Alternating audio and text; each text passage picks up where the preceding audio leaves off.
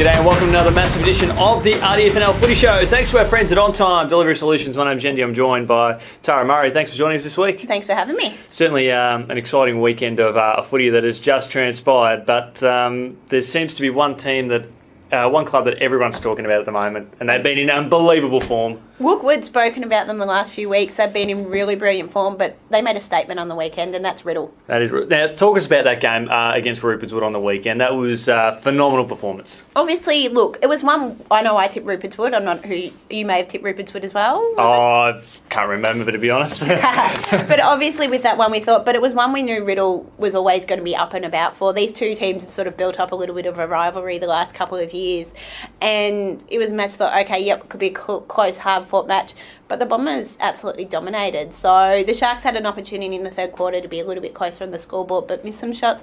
But it was just a brilliant performance from the Bombers. And I spoke with Jamie Elliott, and he said they weren't necessarily surprised about the result. They knew they were up and about and playing some good football, but the overall margin, I think that surprised them a little bit, as it surprised everyone else. I think it certainly surprised the whole football community. Both of us did our homework, one of us by accident and one of us actually did it properly. But the last time that Riddle had beaten Rupert's Wood was a little while ago. It was. I think Rupert's Wood had won 5 out of the last 6 games between these two sides, and it was back first week of the finals in 2016 where the Bombers knocked off the Sharks after the two teams had played each other in the final round of the season the week before, and the result had been the other way round. So, and you look last year, it was Rupert's Wood who knocked out Riddle out of the finals. So they've had a little bit of that in the finals as well, and been some really good matches the last couple of years. So it was quite interesting to see the Bombers get up. And the player that got named in the best hasn't been playing in recent times, but I accidentally mentioned that hopefully he'd be a chance to play, and he actually got named in the best, or named the very best player. That was Braden Allen. It was, and look, speaking with Jamie, he said they brought in a little bit more experience into the side. They brought 4 or 5 more experienced guys,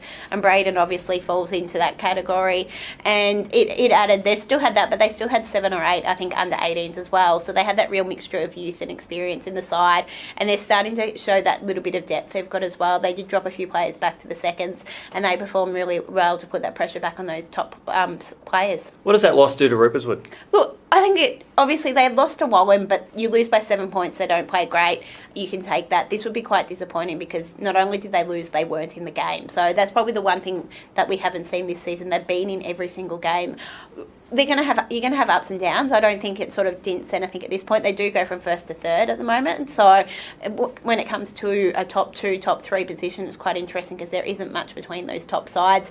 So it could be just in the long run whereabouts it sits them, but obviously they've got some things to work on. And we've said Riddle all year, but having started slow, that they were just going to go through the process of rebuild up, and now they are pretty much the team to beat at the moment. Look, they're sitting 4th in some really good form. Like, we'll probably a little bit if we looked who they had played in the previous weeks, and they were playing sides, obviously, Romsey, Sunbury Kangaroos, and I can't think of the other side, but there were 3 of those lower sides. Lansfield, I think. Lansfield, yeah. They're now showing that they can get the win against one of those top sides, because obviously they've fallen short against Diggers Rest, they fell short against Wallen, and they fell short against Macedon, so they've managed to get a scalp, which is really important in the context of their season.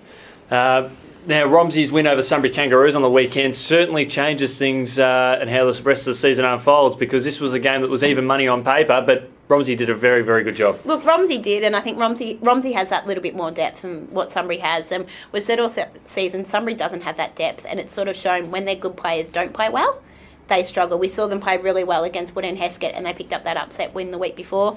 On Saturday, they struggled a little bit, and you saw that with the result. For Romsey, they're showing a little bit of consistency, which they were sort of lacking. They had that disappointing result against Riddle a few weeks ago, but now they've bounced back with 2 really good wins, and you've got Jack O'Sullivan's hitting form. He's been Romsey's best for the last 3 weeks, so they're getting a little bit of momentum, and they're keeping that pressure on the top 6 sides. What about the Sunbury Kangaroos? What can we sort of say about them? Because their finals hopes, they're still in the mix. At the moment, it's coming down to 3 clubs, although Mountain Central's form isn't too bad either. Look, it's going to be interesting for Sunbury Kangaroos, but they've sort of known where they were at all season. They've lost a lot of players, lost a lot of depth, and the minute you get injuries or players' unavailability, that really hurts them, and that's been their biggest thing this year. They haven't been able to get their best side on the park consistently, and that's what they needed if they were going to be playing finals. Obviously, I think they're having They lost a couple of players in the under-19s with serious injuries as well. So it's been a tough run for them down there. Obviously, they've just got to make sure that week in, week out, they're trying to do what they can to get those wins. If they're switched on, we can see what they can do against Wood and Heskett, and they can take some scalps.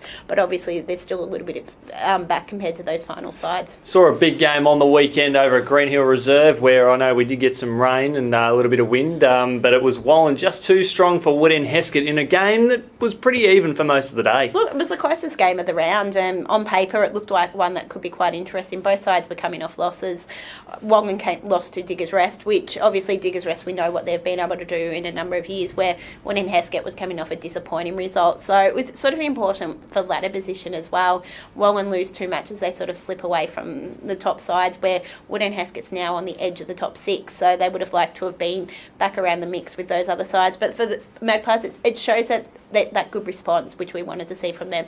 They've been one of the best sides all year, and they sort of showed that again. It wasn't a brilliant win, it wasn't a high scoring, a massive win, but they got the job done. Considering for most of the game we did, it was wet conditions, and for the Hawks, they haven't had a really good record over Green Hill Reserve, so that was probably their best performance in a long time. At that ground, usually we get a bit of breeze going from your left to right, and unfortunately there wasn't much of a breeze on the day, but the Hawks still failed to capitalise, kicking to what is traditionally there into the wind that wasn't really there on the day, and players and officials did sort of say that was what cost them the game realistically. Yep. And Wallen's defence was top notch. And that's right, we're seeing Wallen's defence has been top notch all season, so you've got to make the most of your opportunities when you are playing the Magpies, and especially up at Green Hill, because it is one of the toughest grounds to play on, and obviously the Hawks didn't do that, and they'll be a bit disappointed with that. They're sort of slipping away from those top sides now, and they're going to have to get a couple of upset wins in the run home. Now, I've been told not to say this, but I'm going to say it anyway. I've seen a lot of great misses in my time. One of my best mates used to play at Wood and Heskett, and he missed a goal from dead in front. He actually hit the post. Todd Muldoon, I was told not to say this on the show, but he had a shot almost directly in front, and he missed at a crucial stage of the game. And realistically, to kick that goal would have put the result beyond doubt. So Todd, no doubt, will be hitting the training track this week, hopefully doing a few extra laps, serving up a few fines, because that was pretty ordinary, Toddy. But no, good win there by Wallen. I think the Hawks, they're a quality side. They will not be deterred by that performance there. As expected, Centrals took down Broadford. It was. Centrals have dominated these lower sides, and they did it yet again. It was quite a convincing win. They had nearly 50 scoring shots compared to 10, so it was a good sign for Broadford. We've seen in some of these games when they've been absolutely smashed, they've struggled to get on the scoreboard. So they kicked 4 goals, 5, not a massive score, but for them in some of these games, they haven't even been scoring a goal. So that was a massive boost for them. Matthew Coomans was again Broadford's best. I know we spoke about him last week, and he was again start for them, and the win sort of keeps Mountain Centrals in touch with the finals contenders. Absolutely, and I was sent the goals there for Mountain Centrals, but the player that I think kicked about 11, his name escapes me, but not a familiar name. But I'll get on to do my homework for later on in the week to sort of to identify who that player was. But it wasn't Dylan Weir. I think Dylan kicked about sort of 7 or 8 goals on the day, and that player kicked 11. So, but we did speak about it last week. This being the case, is that if Centrals can use that game as an avenue to find multiple goal kickers and find other avenues to goal outside Dylan Weir, then that's perfect for them, and they found that on the weekend. Well, that's exactly what we've wanted to see. Dylan Weir has been dominant.